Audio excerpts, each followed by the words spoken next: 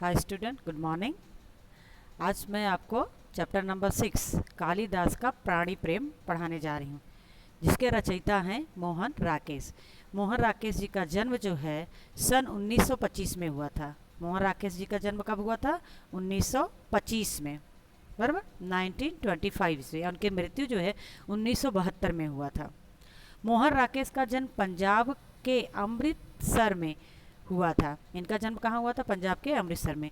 इनका जो असली नाम था मदन मोहन गुगलानी था। मदन मोहन गुगलानी। तो इनकी दीदी ने मदन मोहन राकेश नाम रखा था। इनकी जो बड़ी बहन है, इन्होंने इनका नाम क्या रखा? मदन मोहन राकेश। बाद में मोहन राकेश के नाम से स्थायी, यानी मोहन राकेश के नाम से फिर बाद में पहचाने जाने लगे। मोहन राकेश हिंदी साहित्य के अच्छी नाट्यकार, उपन्यासकार और कहानीकार के रूप में अपना नाम अस्तित्व अमर प्राप्त किया है। इन्होंने डायरी, संस्मरण, जीवनी, निबंध, पत्रकारिता तथा अनुवाद के क्षेत्र में अपना योगदान दिया हुआ है। डायरी मतलब डायरी में नोट करना, डायरी में लिखना। जैसे कि हम लोग में किसी कोई न कोई ऐसा है कि जिसे डायरी का लेखन कर, डायरी में लिखना बहुत पसंद है। उसी तरह से इनके जो भी इम्पोर्टेंट घटनाएं मिलती थी या जो भी जैसा था, क्योंकि नाट्यकार थे, ड्रामा भी लिखते थे, तो वो अपनी डायरी में नोट करते थे। और संस्मरण मतलब किसी की याद को बताना, जैसे चंद्रशेखर है, चंद्रशेखर की जीवनी के बारे में बताना, या सुभाष चंद्र की जो भी हिस्टोरिकल पर्सन है उसके बारे में जब बताया जाए उसे हम संस्मरण कहते हैं। जीवनी मतलब कि बायोडेट। तो निबंध मतलब ऐसे। पत्रकारिता में जानते हैं, जर्नलिज्म। और अनुवाद मतलब ट्रांसलेटर। ये ट्रांसलेटर भी बहुत अच्छे थे, इन्होंने ठोस योगदान दिया है। नाटक में आषाढ़ का एक दिन बहुत ही विख्यात और चर्चित नाटक है। नाटक जो है इनके कौन कौन से जरा देखते हैं। आधे अधूरे, लहरों का राजहंस, आषाढ़ का एक दिन। इनका एकांकी मतलब एक अंक। जैसे रामायण पूरा कांड है, बराबर, तो पूरा महाकाव्य है, उसमें से कांड किष्किंधा कांड या बाल कांड है, बराबर। इस तरह से एकांकी एक अंक, किसी एक कैरेक्टर के ऊपर ही फोकस करना। अंडे के छिलके, बीज नाटक, आईने के सामने एवं सारा आकाश, इनकी आखिरी चट्टान, जिनकी गद्य रचनाएं हैं। यहाँ पर जो चैप्टर लिया गया है आषाढ़ के दिन से लिया गया है।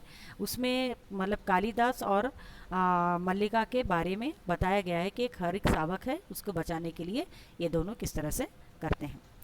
कालिदास एक हरि शावक को अपने बाहों में पुचकारता, यानी अपने बाहों में, अपने लैप में ऐसे लिया, उसको पुचकारता हुआ कहता है। हरि शावक के शरीर से लहू यानी कि ब्लड, यानी कि खून निकल रहा था। लहू को खून, ब्लड कहते हैं। कालिदास उस हरि शावक से कहता है, हम जिएंगे, न जिएंगे ना। एक बाण से आहट होकर, एक बाण से घायल होकर हम प्राण नहीं देंगे। हमारा शरीर कोमल है तो क्या हुआ? हमारा शरीर यानी कि जो शावक मतलब जो पशु के जो बच्चे होते हैं उनको शावक कहते हैं। और वो बच्चा होता तो यानी सॉफ्ट स्किन हो गई। बोला कोमल है तो क्या हुआ? हम पीड़ा सह सकते हैं। एक बाण प्राण ले सकता है तो उसके अंगुलियों के स्पर्श जो है वह प्राण दे भी सकता है। यदि एक बाण लगने से प्राण जाता है तो अंगुलियों के स्पर्श से, उसको छूने से वह प्राण दे सकता है। हमें नए प्राण मिलेंगे। हम कोमल आस्तर मतलब बिस्तरा, उस पर विश्राम करेंगे। हमारे अंग में घृत मतलब घी। जब पहले क्या घाव लगता था, चोट वोट लगती थी, तो उस पर क्या किया जाता था, घी को गर्म करके घी और कॉटन उस पर चिपका दिया जाता, और घाव पकता नहीं था और बड़े अच्छे से वह तैयार हो मतलब सूख जाता था। बोले इस पर हम घृत का लेप लगाएंगे। हम कल फिर वनस्थली में घूमेंगे। वनस्थली मतलब वन में। हम फिर कल से वन में घूमेंगे। ये सब कालिदास जो है वह हरि शावक को हरि शावक बनकर कह रहा है। अभी छोटा बच्चा तो कोई बात नहीं, हम चलेंगे, हम अपने चलेंगे, हम ये खाएंगे, वो खाएंगे, बच्चे को पुचकार रहे हैं, बट कहते हैं इस तरह से। उसी तरह से कालिदास जो है हरि शावक को कहता हुआ कोमल दुर्वा खाएंगे। दुर्वा मतलब दूब, जो कोमल सॉफ्ट एक घास आती है जिसे छोटे छोटे जो जानवरों के बच्चे उसको खाते हैं। खाएंगे ना, ऐसा कह के मल्लिका अपने सहेज कर द्वार की ओर जाती है। मल्लिका जो है द्वार की तरफ जाती है। मल्लिका, यह आहत हरिशावक या घायल हरिशावक, यहाँ ऐसा कौन व्यक्ति है जिसे आहत किया? क्या दक्षिण की तरह यहाँ भी? कालिदास, आज ही गांव प्रदेश में नई आकृतियां देख रहा हूँ। आकृतियां मतलब लोग, यहाँ पे लोग जो है कोई आया हुआ है।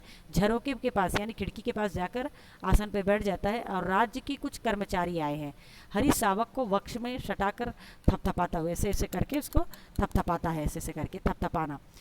हम सहेंगे, हाँ हम थोड़ी देर सो जाते हैं, हमारी पीड़ा भी दूर हो जाएगी, परंतु उससे पहले हमें थोड़ा सा दूध पी लेना चाहिए। मल्लिका, थोड़ा दूध दो किसी भाजक में। भाजक मतलब जिसमें एक कटोरी जिसमें हम मतलब कि दूध देते हैं पीने को। माँ ने मल्लिका कहती है, माँ ने आटा कर रखा है, यानी कि उसको गर्मा कर उसमें दही डाल के दही बनाने के लिए रखा, आटा करके रखा। देखती हूँ चूल्हे के निकट रखे बर्तन के पास जाकर देखने लगती। अभी अभी 2-3 राज कर्मचारी को हमने घोड़े पर जाते देखा। माँ कहती है कि जब ये लोग आते हैं तो कोई न कोई अनिष्ट होता। वह दूध देते हुए ये सब बातें कालिदास से बोलती भी जा रही है। वर्षा के रोमांच के बाद मुझे यह सब बहुत विचित्र सा लग रहा है। यानी उस समय वर्षा ऋतु थी, वर्षा का मतलब वर्षा का ऋतु था। और बोलती है कि रोमांस मतलब कि वर्षा में तो सभी जो है बहुत प्रफुल्लित हो जाते हैं, यह बहुत अनिष्ट हो रहा है, यह बहुत अच्छा नहीं हो रहा है। दूध का बर्तन उठाकर खुले बर्तन में उड़ेलने लगती है। माँ आज बहुत रुष्ट है। क्या कहती है कि माँ आज मेरी बहुत गुस्से में है। कालिदास हरिक सावक को अपने बाहों में झुलाने लगता है। कालिदास क्या करता है, अपनी बाहों में उसको झुलाते हुए, ये बात तो वो देते हुए, दूध का भाजक देते हुए वो जो है कह भी रही है।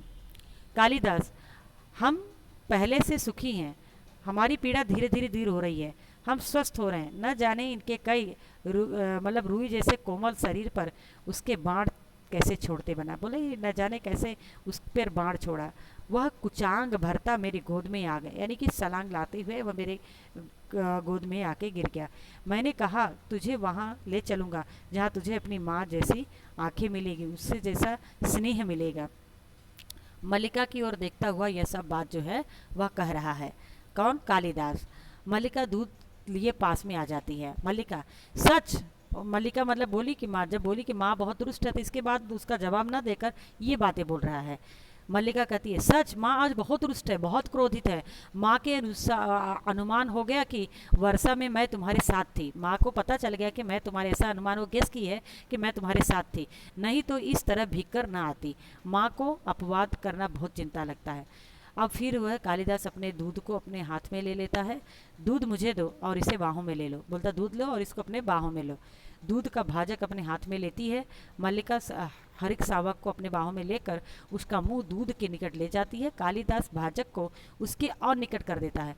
हम दूध नहीं पिएंगे? तब यानी सावक दूध नहीं पी रहा है, उसको कष्ट हो रहा है, उसको दर्द हो रहा है, बाण लगा है तो दूध नहीं पी रहा है। बोला हम दूध नहीं पिएंगे? नहीं नहीं, ऐसा हम नहीं करते, हम जिद नहीं करेंगे, हम दूध अवश्य पिएंगे। राजपुरुष धंतुल डेहड़ी के पे आकर रुक जाता है, जिसने उसको शिकार किया था, उस मतलब हिरन के बच्चे के सावक को। वह डेहड़ी यानी कि द्वार पर आके खड़ा हो जाता है। क्षण भर उसे देखता रहता है। कालिदास हरी सावक को अपने मतलब कि दूध उसके मुंह पर लगा देता है, पिला देता है। दंतुक बढ़कर उसके निकट आता, दंतुक उसके पास आता है, कहता है दूध पिलाकर इसका कोमल मांस और कोमल कर लेना चाहते हो? क्या कहता है कि दूध पिलाकर इसके मांस को और भी कोमल कर देना चाहते हैं। कालिदास मल्लिका चौंक देखते हैं दरवाजे की तरफ। मल्लिका हरी सावक के लिए थोड़ा पीछे हट जाती है और कालिदास दूध का भाजक आसन पर रख देता है। जब दंतुक डेवड़ी पे यानी दरवाजे पे मेन गेट पर खड़े होकर बोलता है कि इसको दूध पिलाकर तुम इसको और सॉफ्ट बना देना चाहती है इसके मांस को, तो दोनों असमंज हो जाते हैं और मल्लिका जो है वह हरी सावक को लेकर थोड़ा पीछे हटती है और वह दूध का कालिदास रख देता है। कालिदास, जहाँ तक मैं जानता हूँ कि हम लोग परिचित नहीं है। बोलते कि मैं जानता हूँ कि मैं तुमको पहचान नहीं, ना तुम मुझे पहचान रहे। तुम्हारा एक अपरिचित घर में आने का साहस कैसे हुआ? तुम मेरे घर में कैसे आ गए? इस घर में कैसे आ गए? दंतुक एक बार मल्लिका को देखता, फिर कालिदास की ओर, एक बार मल्लिका की तरफ देता, एक बार कालिदास की तरफ देता है। कैसी आकस्मिक बात करते हो? ऐसा प्रश्न है, ऐसा ही प्रश्न मैं तुमसे पूछना चाहता था। हमारा कभी परिचय नहीं, फिर भी मेरे बाण से आहत हरिक सावक को उठा ले आए। तुम्हें संकोच भी नहीं हुआ, यानी कि तुमको ये जरा भी संकोच नहीं हुआ कि तुम हरी सावक को तुम उठाकर लेकर आए? तुमको कैसे, मेरे बाण से आहट था इसलिए मेरा था, तुम इसको किस तरह से उठा के लेके आए, तुम्हें संकोच नहीं हुआ? यह तो कहो कि तुम्हारा द्वार पे रक्त के बिंदु लगे थे, यानी खून के जो बूंद उसको लेकर आए थे, तो द्वार तक उसके रक्त के बूंद पड़े हुए थे, उसी को पकड़ कर मैं यहाँ पर आया हूँ। तो इतना कहता है दंतुक जो है कहता है। उसके बाद जो कालिदास जो है वह स्तब्ध हो जाता है। इसके बाद आगे वाले वीडियो में मैं आपको समझाऊंगी। अस्तु, प्रणाम।